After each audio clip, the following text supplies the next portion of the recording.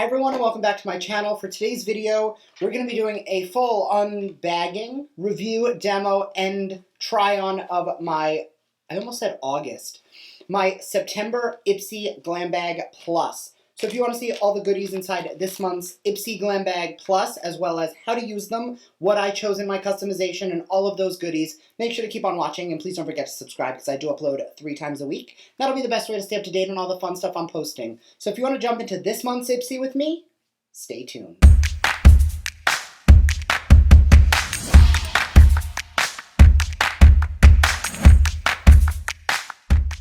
Alright, so first for the theme card, this is September 2020 IPSY Good Vibes. This month, radiate positivity from trying a bold new hairstyle to finding the perfect fall lip color. When you embrace the seasons of change and with an I got this attitude, the results will be out of sight. I love that. Such a cute little like motivational thing for the month. So also, just for what it's worth, I'm loving this like pinky, corally, nude vibe. Very fall. I'm feeling it. First out of my bag, which is from Star Skin, this is a duo of sheet masks. Just pulling up my IPSY app so I can give you guys all of the details really quickly. So these are a retail value of $17.25. I'm really glad I pulled it up on the app because it does say on here that it is the coconut biocellulose masks. So I'm going to make sure from an ingredient standpoint, yes, so they both do have coconut in them, which is a skincare ingredient that I actually do have a reaction to. It makes my skin go super red, and I am breakout prone when I use coconut. So I'm going to drop these in an upcoming giveaway because I cannot use them. Coconut and me just don't mix. The next product is from Illamasqua. This is the Hydra Veil Primer, which this is actually one of the products that I personally picked. I'm going to open that up. It does have this like jello texture where it is, yeah, it's like a jelly balm. This is both a hydrator and a primer in one. Microalgae, vitamin C, and vitamin B3 work together to help maintain your skin's hydration levels. Gel formula will soak right into your skin so you will not feel greasy. And it is also calming and soothing to leave the skin dewy and naturally radiant. Retail of this is $45. So I'm going to take a little bit of this jelly. I can tell you right now that is a really weird texture. And I'm going to press it into my skin.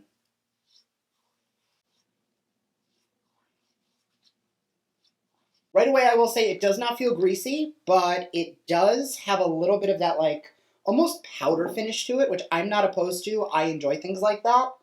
But it feels really nice. All right, what I'm going to go do is I'm going to throw on my base and the next few items that I don't need my Glam Bag Plus for, and I'll be right back to show you guys the next item in the bag.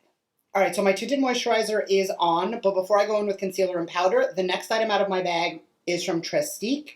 This is the Color and Contour Cheek Stick in the shade Brazilian Bronze. Now this product right here, 2-in-1 bronzing and contouring stick that deserves a permanent spot in your makeup bag. It has a creamy, buildable bronze color on one end and a built-in angled brush on the other for easy blending. Totally customizable, vegan, cruelty-free.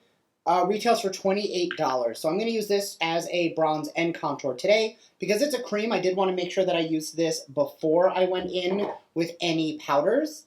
And when I do use a cream bronzer, which I'm going to be honest is not super often, I do like to make sure that I do it before my concealer, because if it does get a little muddy or it doesn't blend out as much as I would like, I can then make sure that I put the concealer on top, which will help to clean everything up a little bit more. And with creams, I do tend to prefer using a sponge, but for the sake of the video, I'm going to try out the brush that comes with it. Originally, I thought I went in with a lot, but it is blending out super easy. So for people who may either not love a very bronzy look or may want something that's a little more buildable, this is definitely, like, the pigment is definitely there. I can see where it is.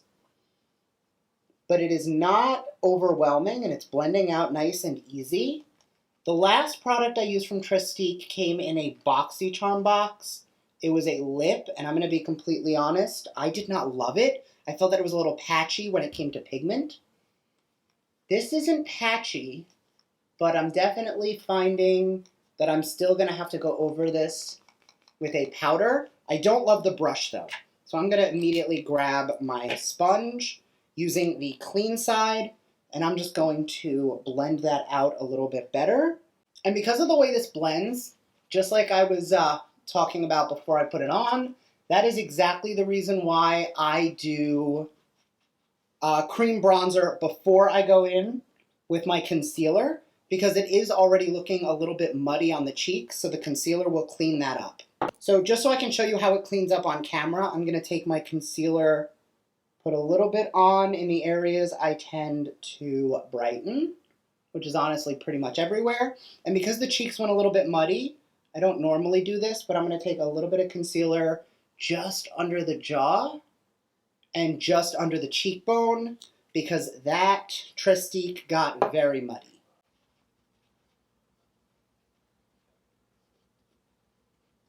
So the concealer definitely cleaned that up a lot, but I still feel like I'm going to have to go in with powder bronzer anyway. So this is going to be the first product in the bag that I'm going to probably say is a miss for me. I'm really liking the primer so far. My skin looks really glowy through my tinted moisturizer, which, I mean, it kind of always does, but like I feel really healthy and radiant underneath. So I'm going to go powder my face, put on a little bit of powder bronzer, prime my eyes, and get myself ready to the next item in the bag. All right, so I have primed my eyes, put on my brows, powdered my face, and I think everything looks good so far, and especially that primer.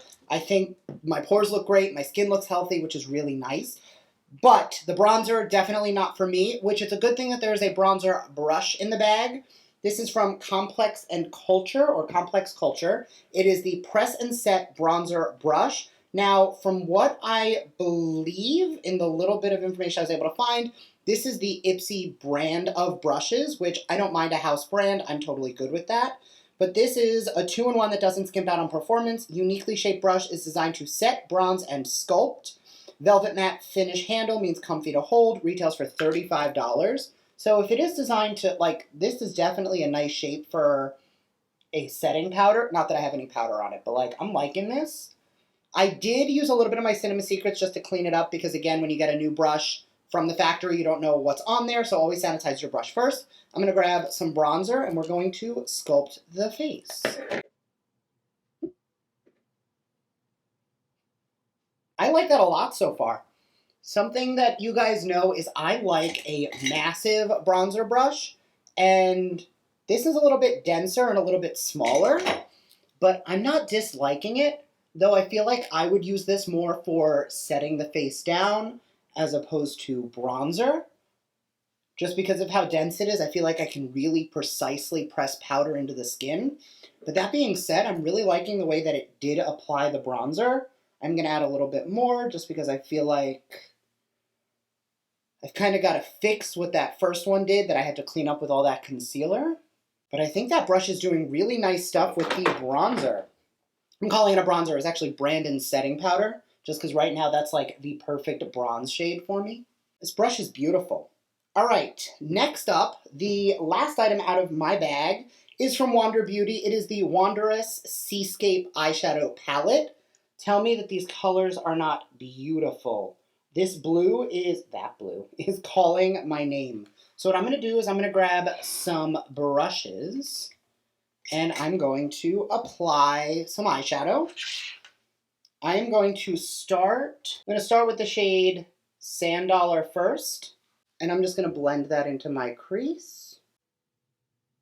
I actually had some really nice pigment right away. I didn't have a whole lot on my brush, but I'm definitely already seeing the results of that color, which is nice. Too often, you'll pop a color in and you'll really have to build it up. I like building up a little bit at a time, but I know a lot of people prefer to just tap their brush in once and call it a day. Now, I'm normally super extra and have to go in with like 90 shades, but I was on FaceTime yesterday with Jadi G, and she had this beautiful monochromatic green look. So I'm going to basically do that with blue. So I'm going to grab a Packer brush, pick up that blue shade Coastal, And I'm going to spray it just so I don't have any fallout, just in case. And I'm going to put that right on the lid. That is a beautiful color. I'm going to grab a pointy brush. This is the Makeup Shack T14. And I'm just going to take that and just trace the crease. I don't want to really blend it out with a giant brush because I don't want that blue going up too high. I really just want it on the lid.